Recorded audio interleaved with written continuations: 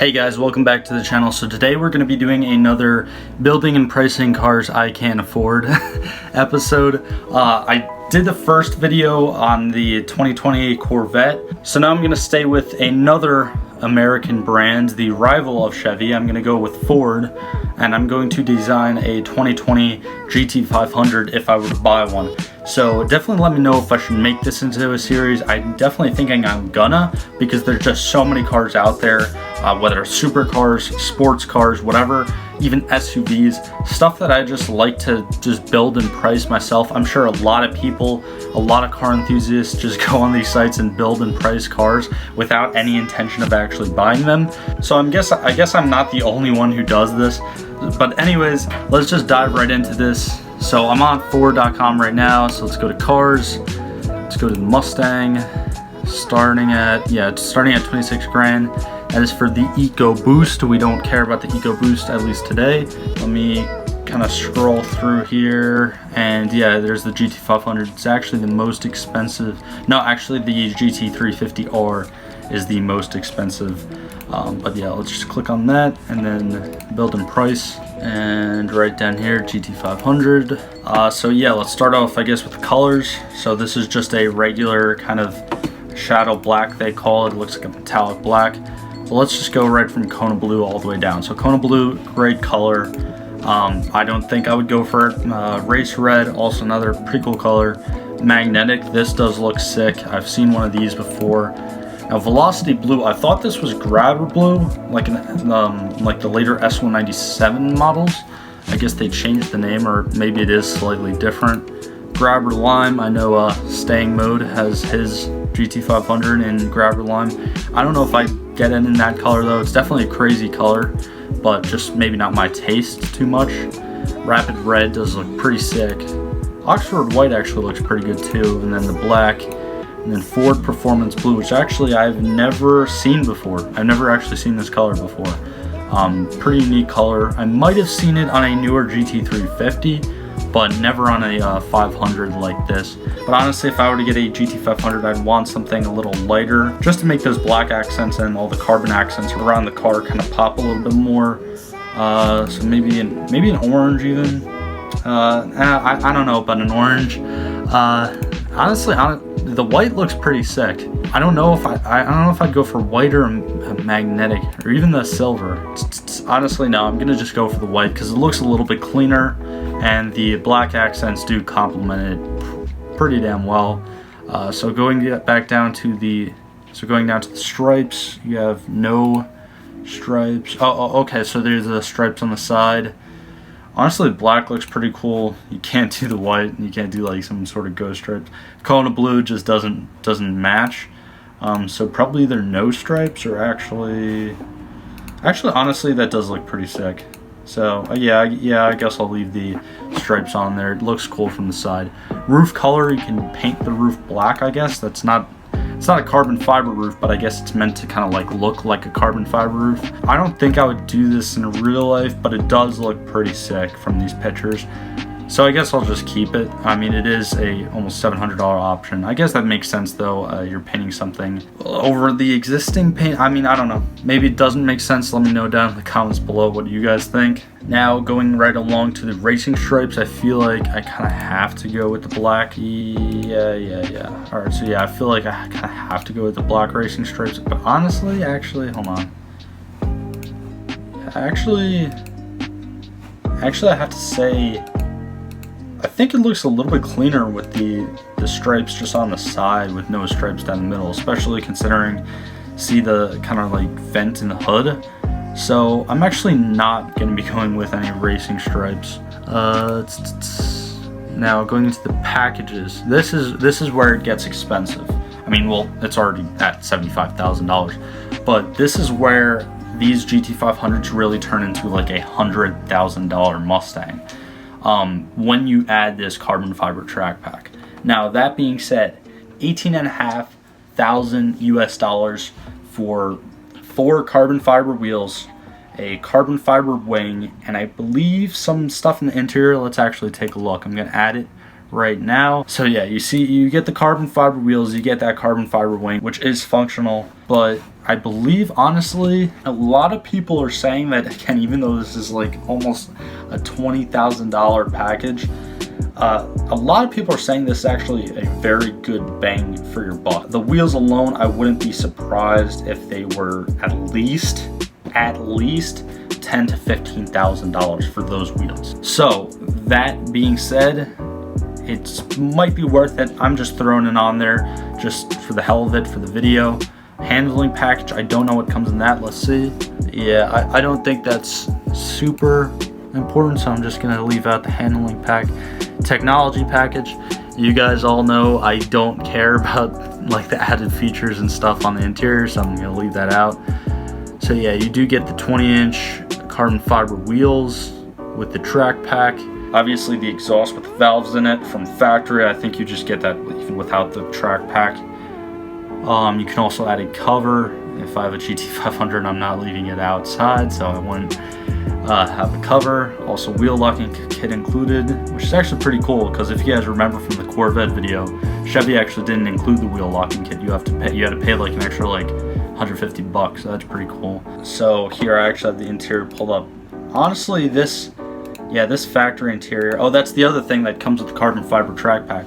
They actually delete the rear seat. So they take out the rear seats and they put like that little panel in there, which, I mean, you can just buy the car and take the seats out. So I don't think that's really where the value is with the carbon fiber track pack. I think the value is more with the wheels and obviously the wing. And I'm pretty sure the entire dash as well is all carbon fiber. So you got to keep in mind, like all that carbon fiber, like carbon fiber is not cheap. It's very expensive. So that being said, close to $20,000 for all that carbon fiber is honestly worth it at the end of the day. Now it looks here like there's also the Recaros in my interior compared to the leather trim sports seats. So I guess the seats come with carbon fiber track pack as well. I'm not entirely sure, but I'm not going to go back and change it because it is what it is. You obviously get the digital cluster in there. Climate controlled front seats, I don't care about that. I know some people love that, I really don't care about that.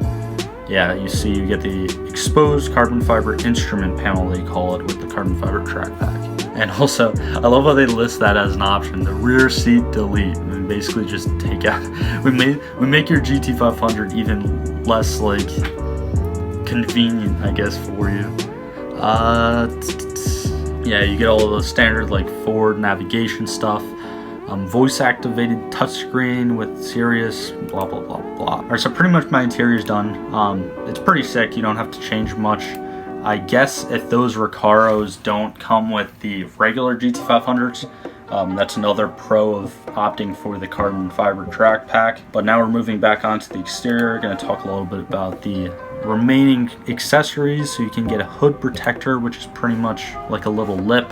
I'm not really a fan of that. If I were to get something like this, I'd probably just wrap it in clear vinyl paint film or paint protection.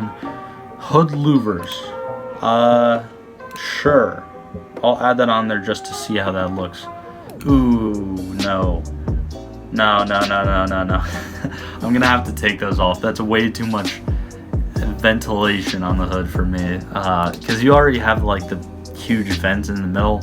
So the louvers on the side, I'm not really a fan of those. Parking lamp curtains. I have no idea. I guess it's a little insert that goes on the side there. Quarter window louvers. I'm actually a huge fan of quarter window louvers. So let's go to this. And I guess, yeah, the matte black. And there you have them right there. Not too in your face, but kind of, you know, an homage to the Mustang heritage, Mustang tradition. If you're a fan of my channel, you know on my Mustang I do have quarter windows as well as rear window louvers, but rear window louvers are a little bit too much. I might take them off, but I do love the quarter window louvers.